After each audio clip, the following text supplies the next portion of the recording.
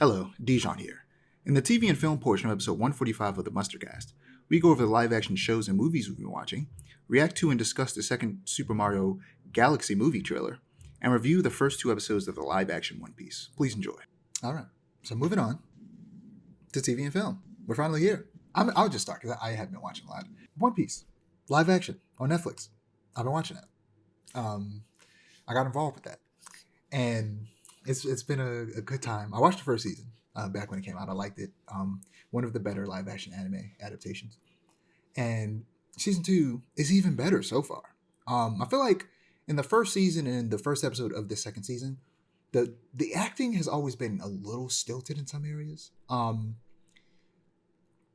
But I feel like the second episode, the acting is just like significantly better from everyone. And I'm like, what happened? Like the acting just got like leaps and bounds better in the second episode alone. Yeah. It was crazy. Like the acting hasn't been bad, but there's just been moments where it's been strange. But the second episode, the acting all around from everyone, even some people who usually gave some weird performances, were great.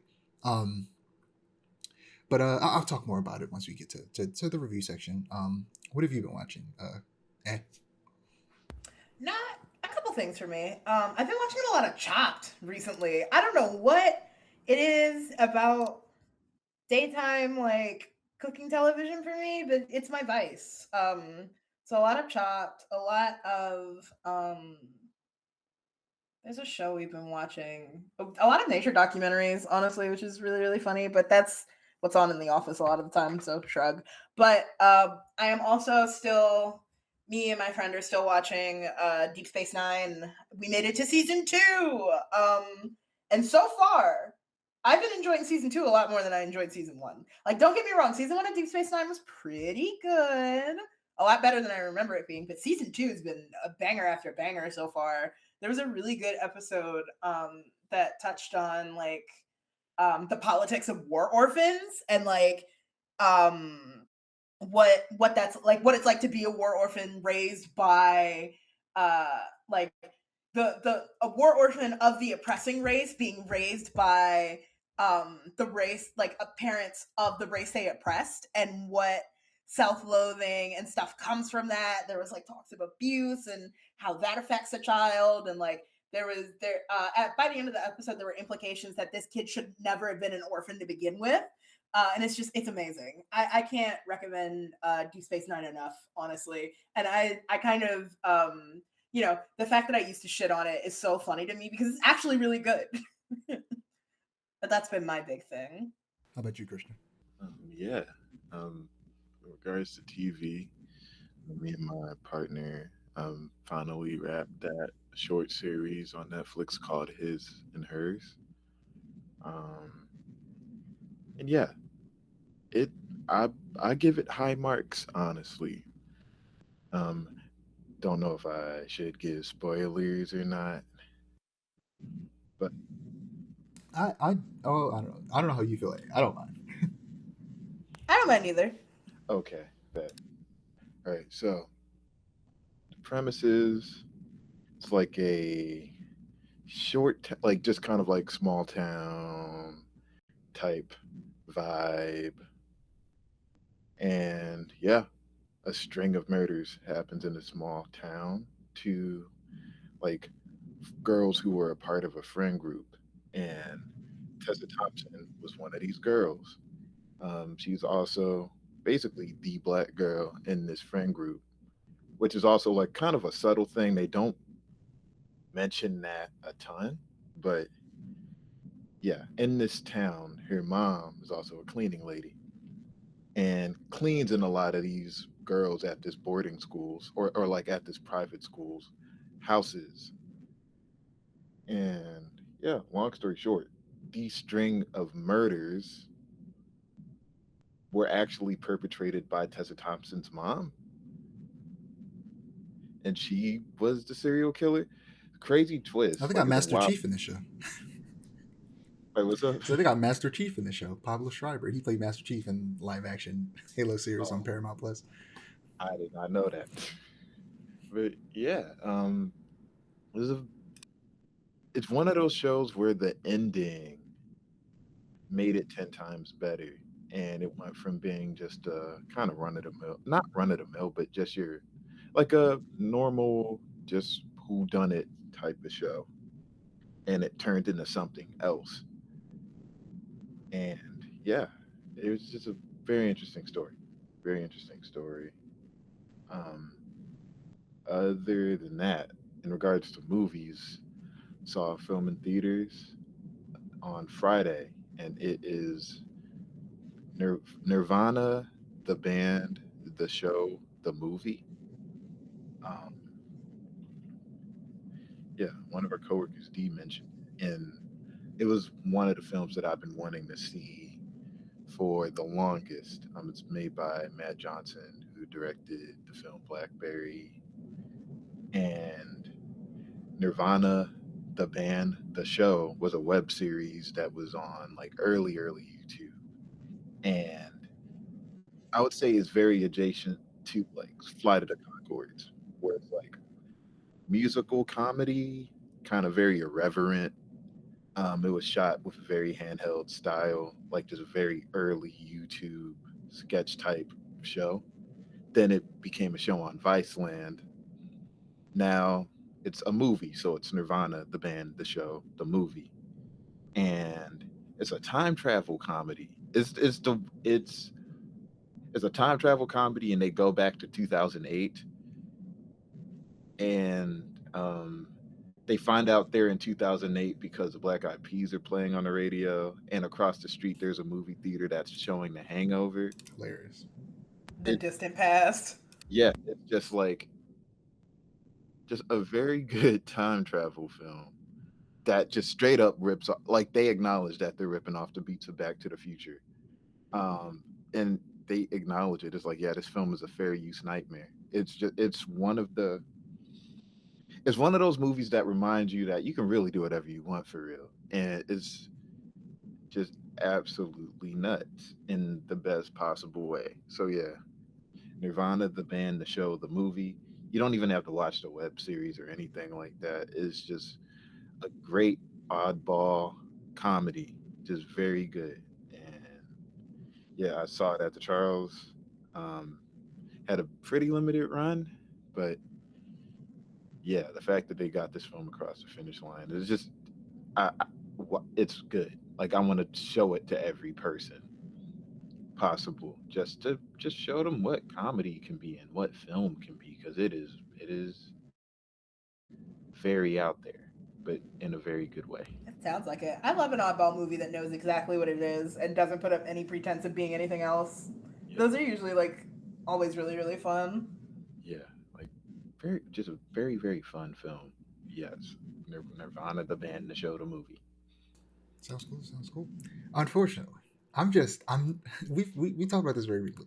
I'm not into specifically comedy movies. I just I don't know, man. I'm not like I don't have nothing against them. I don't mind watching them every now and again, but like it's never something I actively go out my way to watch. Hmm. Yeah, I would give this one a try. 'Cause it's not like pause for laughter type comedy. It's something else. Like it's very, even just from a craft standpoint, I feel like you would dig it because they're doing a lot of just very unique camera stuff here. I don't even know where to start with it. It's as a film, like it is a well-made movie. It just also happens to be just mad funny. It's just yeah. It's unfortunate. Just the comedy in theaters. It's just not that many of them. Yeah. Um, it's just every now and then there will be a comedy that gets a theatrical run, but Amazon Prime and Netflix and Hulu has kind of become the stop for where comedies go Yeah. I to think get I kind of 100,000. yeah, I think Yeah, yeah, people just I think people don't really care to go to movies to watch comedies like that anymore. which is just crazy because like it would be Beverly Hills Cop number one in the movies. Like it was like Rush Hour. It was just comedies doing gangbusters. For me, But for me, I get it. It's a combination of multiple things: price and like like what you get from a movie theater experience. Like a group of people watching something and laughing, it can be a good time. Could also be annoying. Things like because ticket prices are just so much more expensive. It's like if I'm gonna go to the movie, I'm gonna go see something that like I gotta see this on a big screen. And like I feel like for most people, comedies aren't that. They aren't a thing that's like, oh yeah, this has to be seen on this big beautiful screen. Yeah, I know for sure. Yeah, it's like people save the theater is for the event. Yeah, and I wonder if it'll ever get to a point where comedy will be an event thing again. But yeah, it's just like it's just a different time now because like superhero films and like just big budget box office films are the meta right now for theaters. Yeah, moving into some trailers and news. I only have one thing, and that is the latest trailer for the Super Mario Galaxy movie. Did you guys manage to check that out? I did, and it is. I wasn't excited before. I'm a little excited now. I'm kind of mad about it. Not So really, yeah, but we got a direct specifically for it once again that was like 5 seconds long, hosted by of course Miyamoto and the head of Illumination, but also some of the leads from the first movie, with the addition of two new actors to the series, Benny Safdie and Brie Larson, who are playing Bowser Jr. and Rosalina respectively. We also got some new cast reveals. Luis Guzman is playing Wart. Issa Rae is playing Queen Bee, and Donald Glover is voicing Yoshi. How is that going to work, which is and why? fascinating to me. But I feel like they'll be able to pull it off. Because in I the don't know first how. trailer, we praised them not giving Yoshi a voice actor and having it just be Yoshi. Now I'm about to have to take that back, depending on how they do this. It better be for like a single joke. That's what I feel like it's gonna be. It's gonna be like a single joke or like a reoccurring joke that comes up not too frequently. Those are the only two ways you could do it and do it successfully. I don't need a Don Cheadle as Daffy Duck and DuckTales situation, okay? Yeah. I forgot about that.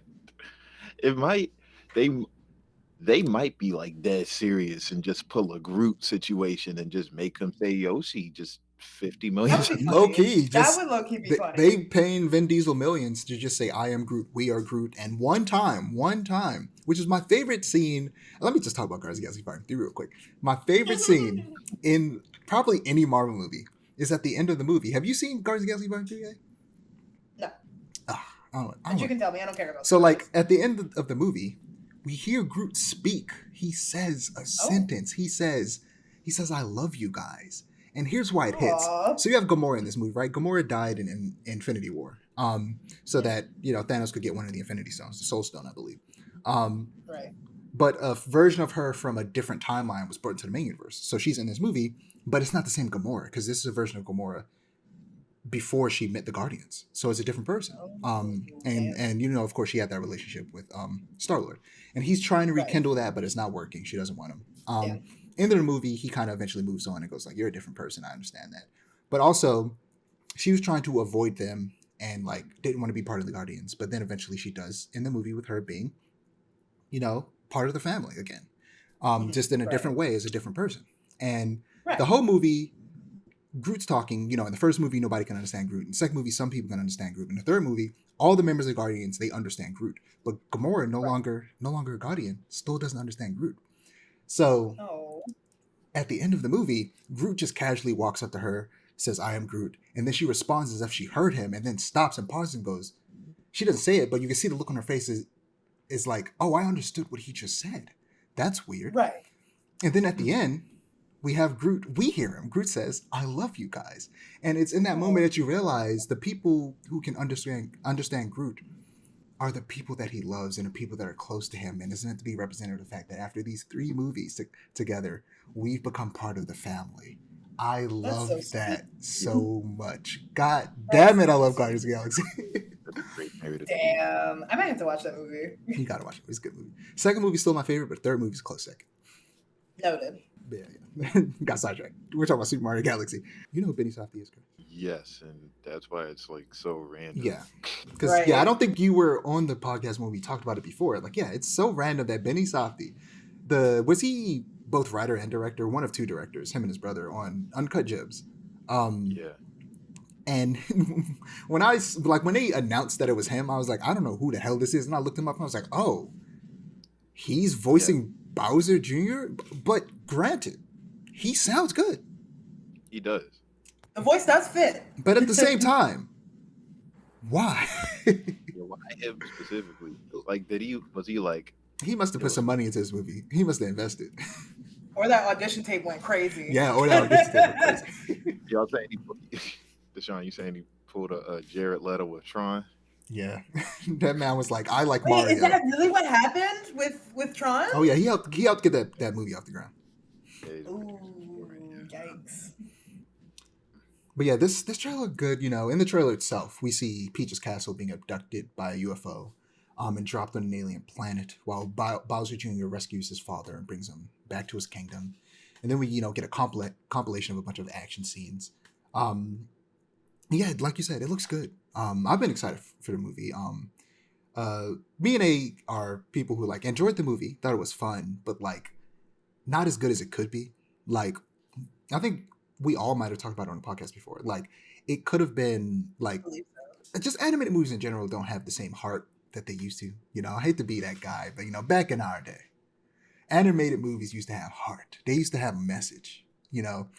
Now they just feel like mindless slop. They don't feel like they don't got a message. They don't feel as heartfelt anymore. They don't, feel like you could watch it later as an adult and then pick up on things that you didn't before. Like, there's nothing in this movie that I'm like, if I rewatch it, I'm gonna notice some adult themes and like not adult themes in a sense of like sex and drugs, but like just themes and thought processes that you only get from an adult. Then you only notice once you're an adult.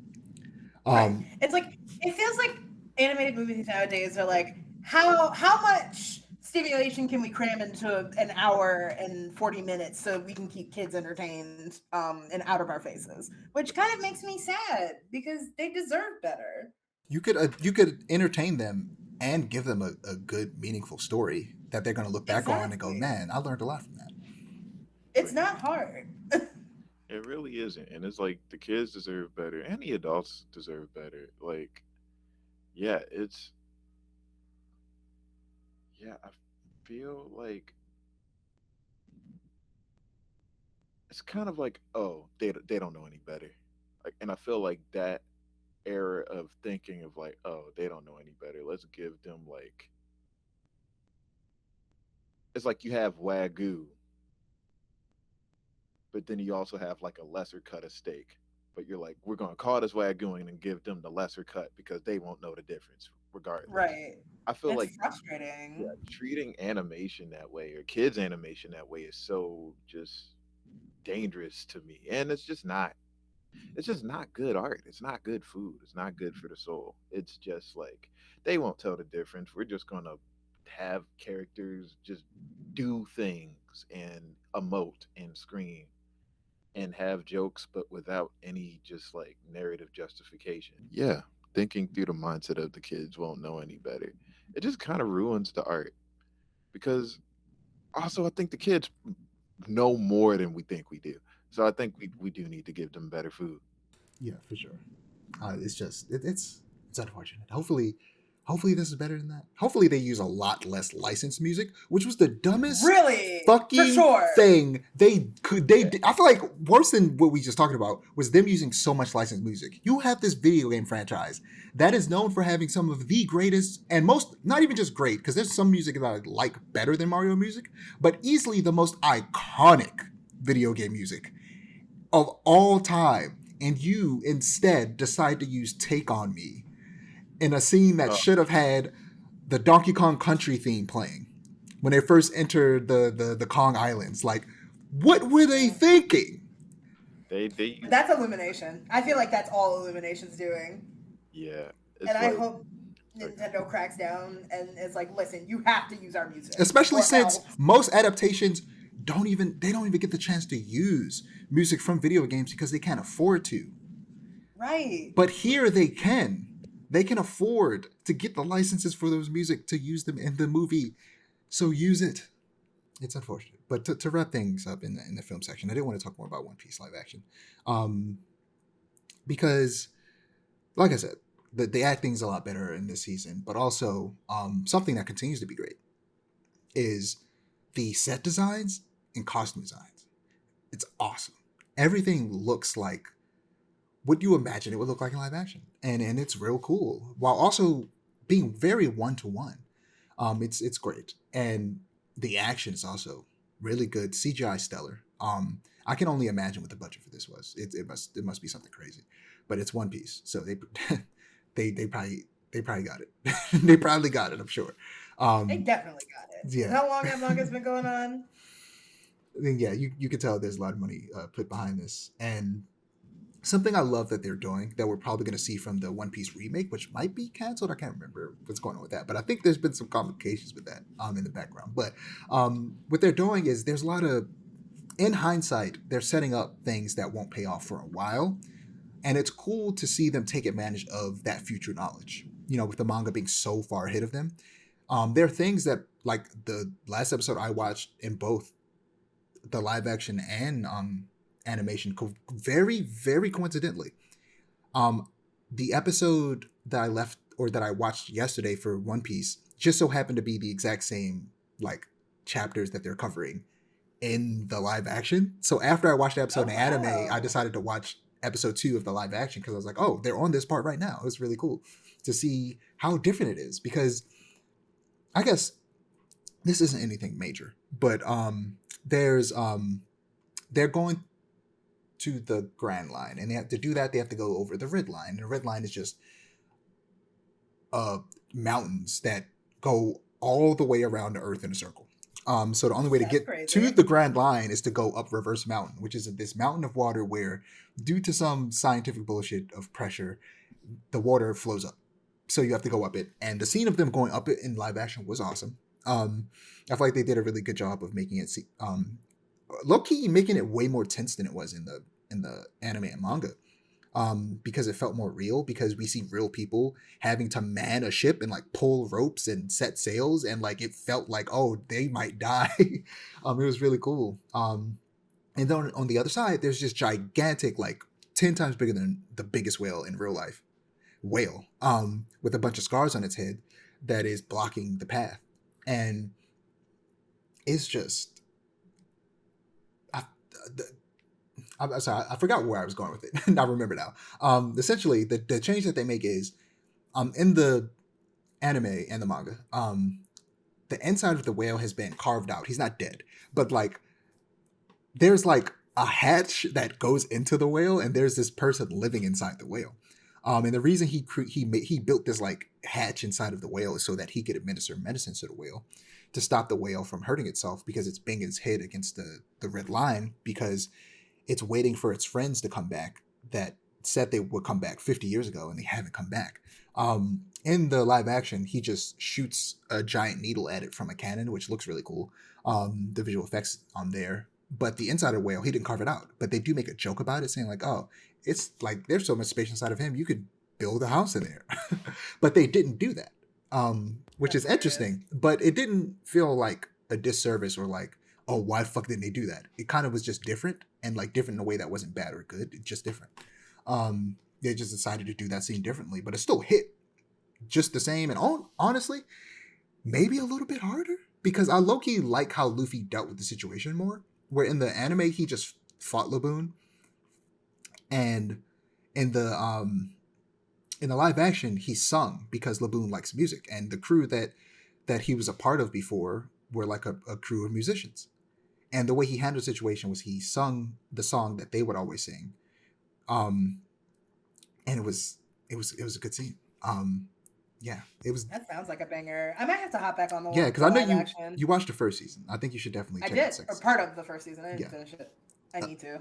it also feels like they're gonna do more justice for certain characters more so in the live action than the animated version or the manga, even because of that hindsight once again. There's a character named Tashigi who's a marine who is a swordswoman who wants to take all of the, like, some of the like high grade swords that pirates have. She wants to take it from them because she doesn't think those bad people should have those nice swords.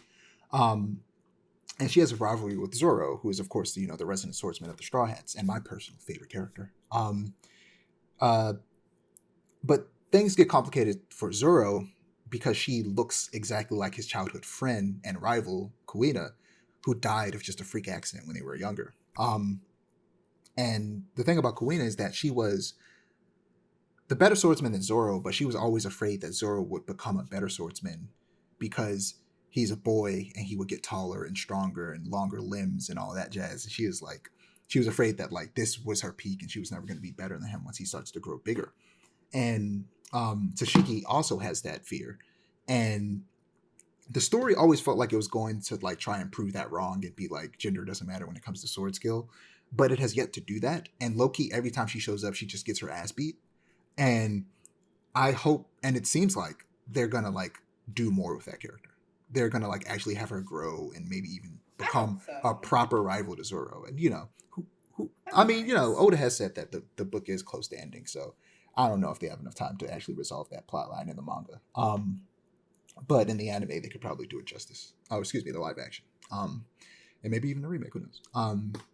But yeah, I'm liking this a lot. It's good. It's good.